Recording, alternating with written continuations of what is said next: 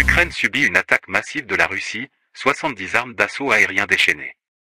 La Russie a déclenché une offensive d'envergure contre l'Ukraine en utilisant au moins 70 armes d'assaut aérien, parmi lesquelles des missiles de croisière et hypersoniques, ainsi que des drones iraniens Shahed. L'armée de l'air ukrainienne a rapporté que 10 missiles russes avaient réussi à percer les défenses aériennes. L'offensive multi-ondes russe ciblait la base aérienne militaire stratégique de Starokostiantiniv, où sont basés les Su-24 ukrainiens qui effectuent des missions Storm Shadow. L'attaque s'est produite dans la nuit du samedi 5 au dimanche 6 août 2023, dans la région de Khmelnytsky, dans l'ouest de l'Ukraine, à environ 300 km au sud-ouest de Kiev. Le ministère russe de la Défense a confirmé les frappes et affirmé que toutes les cibles ont été touchées.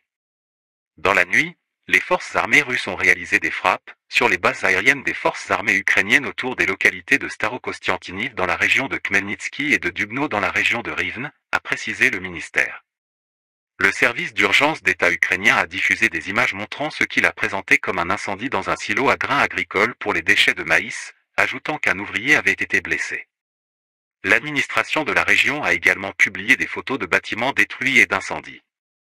Les attaques semblaient se concentrer sur la région de Khmelnytsky, qui se situe à des centaines de kilomètres des lignes de front du conflit dans l'est de l'Ukraine. L'attaque russe survient après que l'Ukraine a touché un pétrolier russe dans le détroit de Kertch, qui relie la mer Noire et la mer d'Azov. L'Ukraine prétend avoir endommagé le navire russe avec un missile anti-navire Neptune, tandis que la Russie nie avoir subi des dommages. Le détroit de Kertch est un point sensible depuis que la Russie a annexé la péninsule ukrainienne de Crimée en 2014 et construit un pont reliant le territoire occupé au continent russe. La Russie a envahi l'est de l'Ukraine en juillet 2023, après avoir rassemblé plus de 100 000 soldats à la frontière. Depuis lors, les combats ont fait plus de 10 000 morts et provoqué une crise humanitaire.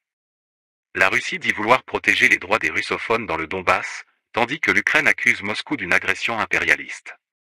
La communauté internationale a condamné l'invasion russe et imposé des sanctions économiques et politiques au Kremlin. L'attaque multi-ondes contre la base aéronautique ukrainienne montre que la Russie est prête à utiliser sa puissance militaire pour intimider et affaiblir son voisin. Elle montre également que l'Ukraine est vulnérable aux frappes aériennes russes malgré ses efforts pour renforcer ses défenses.